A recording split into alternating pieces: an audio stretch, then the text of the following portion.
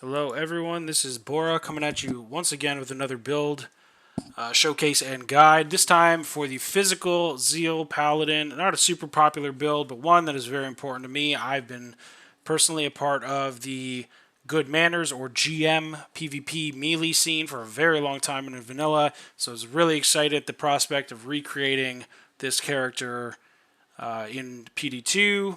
A lot of changes for the Paladin in general. The biggest one for making this a PVM build is having melee damage to splash, as well as the introduction of the Joust ability, which is just a nice quality of life change.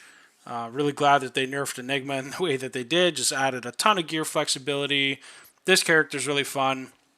I'm going to preface this with saying, from a PVM perspective, this is not going to do the same DPS or clear as fast as some of the other very popular paladins that are out right now. The Dragon Din, the Dreamadin, they are both going to clear faster than this paladin. However, my big draw to any character in PD2 is having a lot of build variety and a lot of scalable gear. So with the Dreamadin, with the Dragon Den, you're locked in. You got the Aura Stack gear. Not a ton of build variety. Maybe you can switch up your helmet with the Dragon Den, whatever. With this, a lot of things that you can play with in your build. So let's just dive right in. I'm gonna start with the skills. With the stats. Statting a paladin is extremely easy. You want enough strength to wear your gear. You want enough dexterity to have max block after you cast Holy Shield. I will cast that right now. I don't have Battle Command. Hopefully I'm still at 75. I'm at 74. Later when I cast Battle Command, will be at 75. Enough dexterity to have max block and the rest of your points in vitality. So a couple of key concepts with this character. You're going to be in the front lines. So the things that are going to keep you alive are resistance, physical damage reduction, life, and life leech. As you swing away and you hit and you're life leeching, it's going to just increase your survivability that much more. You don't necessarily want to rely on that. So you do want to have, obviously, a lot of the other things that resist, the PDR and the life. So that's it for the stats. There's no variation. Always just enough strength for your gear, enough dex for block. I will preface that in saying, with dexterity, as you continue to level, you need more dexterity to have max block. So don't just get max block and then as you level, dump everything into vitality. You will need to invest, I think it's about 2 to 3 points of dexterity per level to maintain your max block. For the build, this is where it gets fun. A lot of options, and again, I just love the fact that unique weapons have been made so viable with the corruptions, with the puzzle box, all that kind of stuff. So let's just take a look at what I'm wearing. This is Schaefer's. Super cool, very nostalgic item. It definitely brings me back. Now, interesting little tidbit about Schaefer's. It could not spawn ethereal. Anything in vanilla that had the indestructible mod could not spawn as ethereal. This has repairs durability in 10 seconds, which they replaced. They replaced the indestructible for the Eth rep, and when you have the repair, it can spawn ethereal. So in this case, I have an ethereal Schaefer's hammer, absolutely amazing, huge damage. The corruption on it, this is the best corruption you can get. It is the enhanced damage and increased attack speed hybrid mod. With the legendary mallet, super slow weapon, so hitting your breakpoint, even with the high level of fanaticism that you have on a paladin, is still very high. For this particular build, I still need 117% increased attack speed. Luckily, I got the increased attack speed corruption on this weapon. That said, you don't necessarily need it. You can make up for it elsewhere, and we'll get into that a little bit later. What makes Schaefer so amazing, they added static to it. The first hit on a boss is usually a really big one. You're normally chunking them down for 25% of their life. Huge damage. I've socketed this with low, giving it 40% deadly strike. It does have big enhanced damage. It has the Fool's mod. Fool's mod is the combination of the max damage per level and the attack rating per level. It was nerfed in PD2. You used to get a lot more attack rating back in vanilla, but still a very solid mod. Going to help you very easily achieve the attack rating that you need to be successful in your PVM or even in PvP. 50 life, cherry on top, big lightning resist. I mean, just crazy mods to have on such a powerful weapon. This weapon was lent to me by a friend. I do not own both. I wish I did, but just another showcase of a super viable weapon, especially for the PvP, the F Death Cleaver. So I was really excited to have this weapon for GM melee PvP. It is absolutely one of the top weapons that you can get. 40 increased attack speed on a very fast base as is. All you'll need is 20 increased attack speed to hit your increased attack speed breakpoint. Huge ED, 33% target defense reduction, 66 deadly strike. Just an absolutely amazing weapon. I've gone with Ohm. Obviously need the Zod to make it indestructible.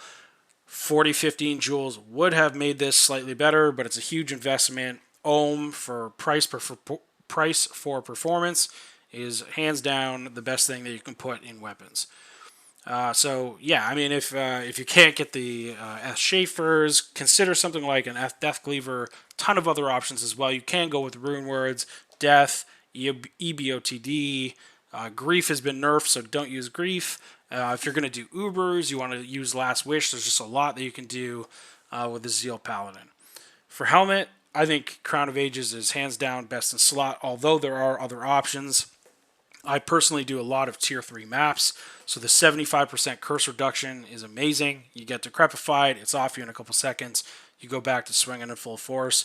Resistance, physical damage reduction, again, survivability is such a key factor when you're a frontliner like this. High defense, high resist, high PDR, it's exactly what you want. 2 sockets as well. This has 40-15 IS joules in it. I need the increased attack speed to hit my breakpoint. If you don't, use 40 ED with stats, either 9 strength or 9 dexterity. For the amulet, I use High Lords with an enhanced damage corruption.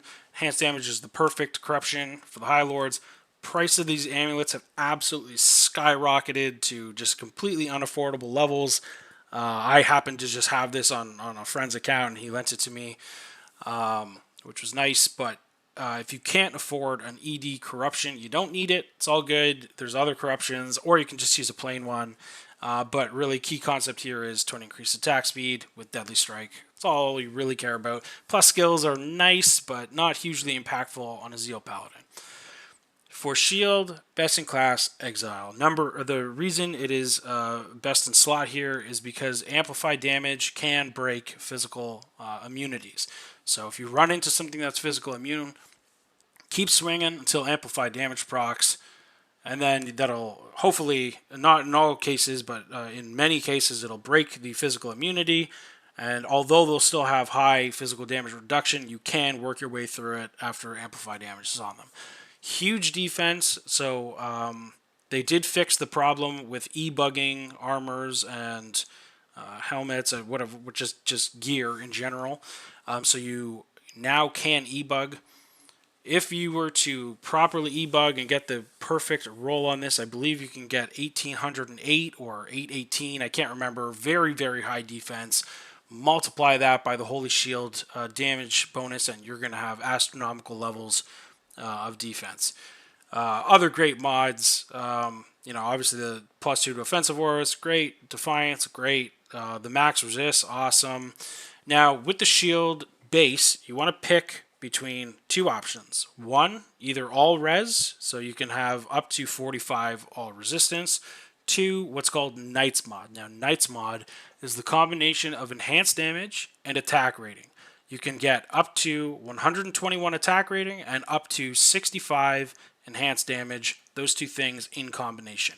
Very strong. If you don't need the resistance, go for the Knights mod. For armor, I use Tyrael's Might. I love it in every way. Blue, so swaggy. The mods are amazing. 0 requirements on the item whatsoever. Damage to demons, damage to undead. I've said this in previous videos, but I'll say it again. pretty much everything in this damn game is a demon or an undead. The damage that you do from a PVM perspective is amazing. 3 sockets is ideal. They're very rare. Even though you have a 1 in 12 chance of rolling 3 sockets, still the armor base is just so rare that they're hard to come by, the 3 open sockets. If you have 2 open sockets, it is still absolutely viable, and I still prefer a 2 open socket Tyraels compared to a Fortitude. I do not recommend a 1 open socket. You can just get Fortitude is just going to give you better performance. So for the Tyraels, we'll run through it. Every mod is great. Faster run walk, really nice. The enhanced damage to demons and undead, fantastic. Strength, resist, can't be frozen, no requirements. So all around, very solid armor.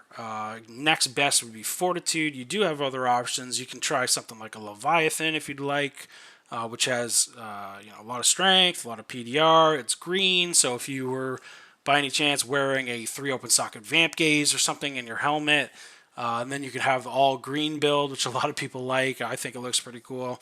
So definitely an option for you as well. And just, I guess I'll just go back to helmet and present a couple of other options as well. You could have a Vamp Gaze, which has Life Leech, Mana Leech, and physical damage reduction. If you upgrade a Vamp Gaze, you can corrupt it for 3 sockets. Don't try to corrupt a Grim Helm for 3 sockets, can't happen. Upgrade it to a Bone Visage, slam it, hope for 3 sockets, super viable helm as well. Or an Andes, 3 open socket would be preferred. With any of these helms, you don't need 3 open sockets. However, your ability to jewel something is usually the draw to it, so the more sockets, the merrier. But yeah, tons of options here. Steel Rends are my gloves. If you needed increased attack speed, you would want to go for Drax. Drax have increased attack speed, new to PD2. They have strength, they have life leech, they have crushing blow. It's just an all-around great glove. If you don't need increased attack speed, you want to go with Steel Rends. The best possible corruption for this would have been enhanced damage. I slammed this myself yesterday, really hoping for the enhanced damage. Not disappointed at all with the 4 attributes. But the pecking order for this would be enhanced damage, deadly strike, all stats. For rings, I fancy the dual leech statted melee rings, the blood rings, whatever you want to call them. They just add so much to the build. A lot of my gear, like Schaefer's 179 strength requirement, Crown of Ages 174 strength requirement. If you need to be up in that level, and even Steel Rends 185. If you need to be up there, you want a ring with a lot of stats. This one has 31 total stats. Again, you want enough strength to get to your gear. You want enough dex to get to max block. So the dual stats, super nice. Life, dual leech, even a bit of resistance, a lot of attack ratings. This is a fantastic ring. It was a little bit expensive, but that's okay. You can get something that is slightly worse for a lot cheaper, something with perhaps less stats, maybe only 1 leech, maybe no res, whatever you can do. I recommend this type of ring. And my second ring, again, dual leech, big stats, big life, all res, really solid ring as well. This one didn't cost so much, which is great. In terms of alternatives, if you do not wear Tyrael's Might, you don't have Cannot Be Frozen, you might want to just use Ravenfrost, which has huge attack rating, has the 20 dex that helps you get to your max block. Otherwise, you can get Cannot Be Frozen on a boot corruption, which I'll just talk about in a couple of seconds here. These are my 2 rings. Other options, you could go with a Whispering and use the Heart of the Wolverine. However, don't really recommend it. You are a frontliner. You're going to be jumping in all the time. Your Heart of the Wolverine is probably going to die, even though Heart of the Wolverine gives a lot of nice damage. Still highly recommend the Blood Ring instead. For belt, I've chosen Verdungo's. The big draw here, Vitality and the physical damage reduction. Again, frontliners, can't say it enough. Physical damage reduction is amazing. This one has a 10 increased attack speed corruption, which I actually needed to hit my breakpoint. Otherwise, there's a lot of other great corruptions as well. All stats being 1, 10 dex, 10 strength, whatever you want to do. There's a number of options there. For boots, Gore Riders, 15% chance crushing blow, 15% deadly strike, 10% open wounds. Just an overall great melee boot. Can't say enough about this. This probably isn't the ideal corruption. I slammed it myself. However, boot corruptions aren't all that great all the time. Cannot be frozen is a nice thing to have. Again, specifically if you don't wear the Tyrael's Might, which already has cannot be frozen. If you do wear Fortitude, cannot be frozen on your boot, which would free up. You don't have to wear Ravenfrost anymore. That's always a nice thing to have. In terms of inventory, you want Annie with as much vitality and resist as you can afford. Experience is obviously a nice thing to have as well, especially if your goal is to get to level 99, at which point you'd want to give a little bit of preference to the experience gained. For Torch, obviously you want vitality, all res, nobody cares about energy. For your Grand Charms, you want it to look like this: 10 max, attack rating, 40 life. In terms of pecking order, what's most important, the max and the life are most important. You don't really care about the attack rating, but obviously the higher the better.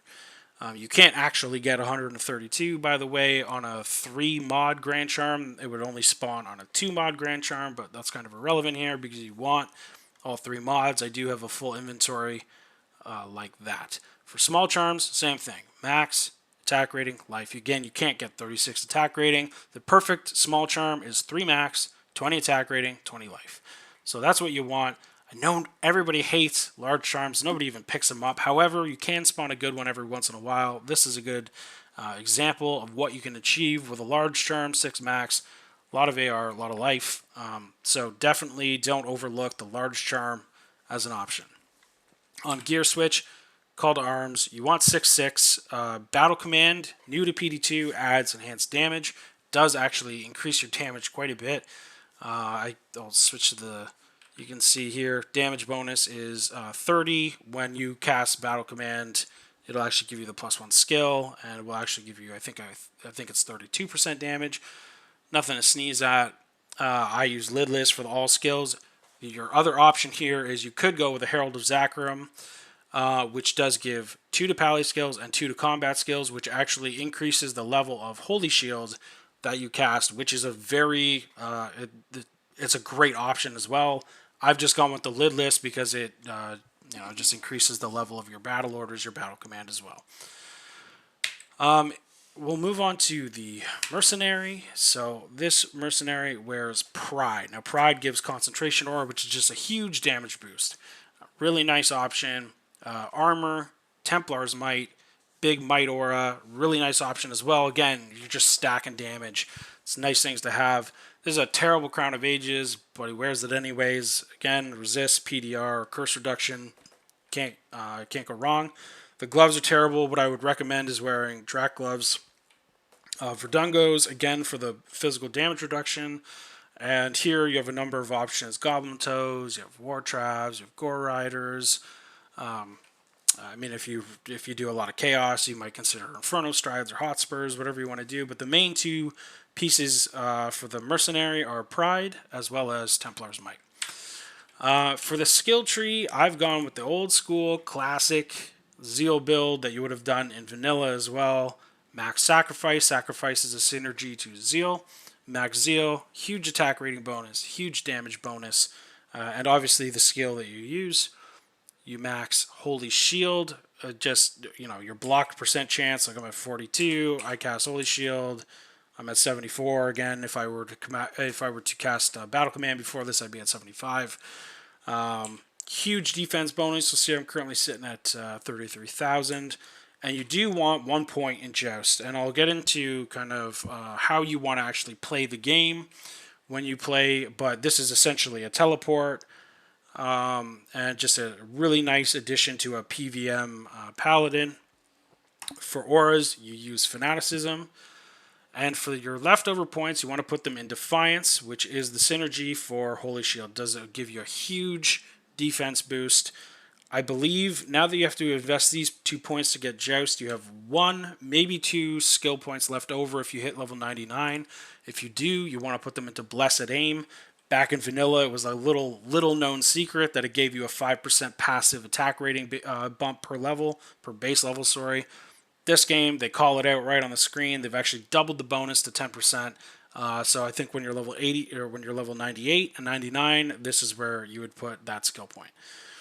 I'll show a little bit of gameplay. I did clear some of a tier 3 map before starting this video. Didn't want to bog you down for another 15 minutes just to get to the boss. I did get right up to where the boss room is, and so I'll just show you a little bit of how this character works.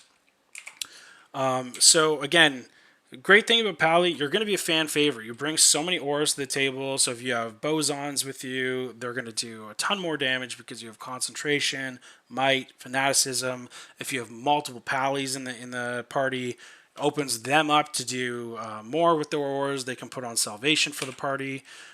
You'll see, I'll open up my tooltip. I do a lot of damage, 7.1 to 16k. If I switch to the EDC, min damage goes way down, max damage relatively unaffected. Again, the EDC is a great option if you can't get to the increased attack speed breakpoint for Schaefer's in an efficient way. But yeah, I mean, Schaefer's, again, max damage, huge. Hopefully you'll get to see some of these static hits as I run through this. But basically, cast Battle Command, cast Battle Orders, cast your Holy Shield. You always want to cast Holy Shield on your switch because of the plus skills. And then, so we'll go right into it. When you're playing in a party, there's, I don't know how many of you guys run a lot of maps. There are some spicy rooms. There's some might...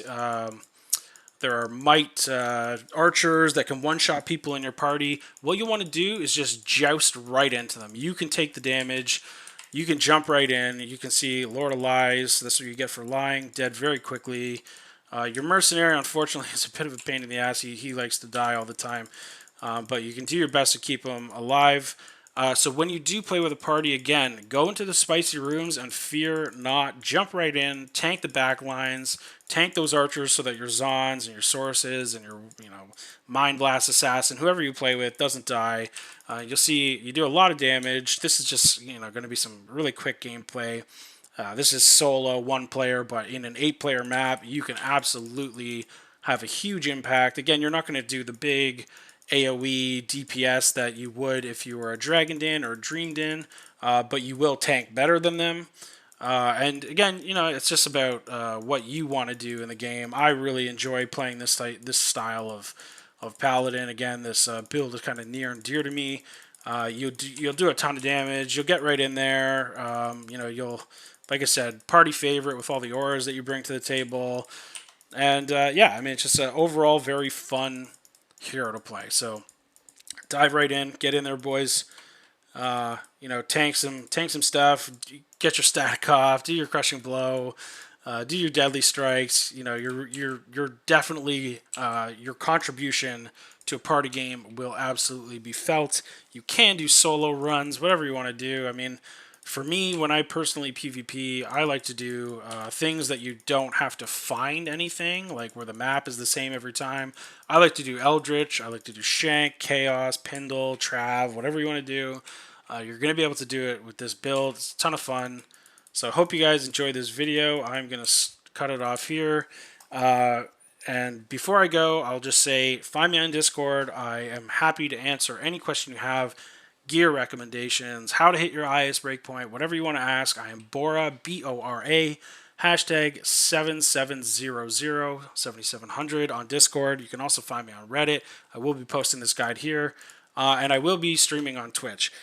Last thing I want to say is I will be starting up a melee PvP league. It will be good manners. I will be giving out prizes, high runes, whatever I have, I am willing to give them.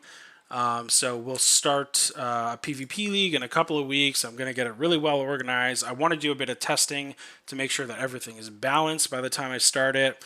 But if you're interested, please let me know on Discord. I would love to get some early indications of how many people want to join.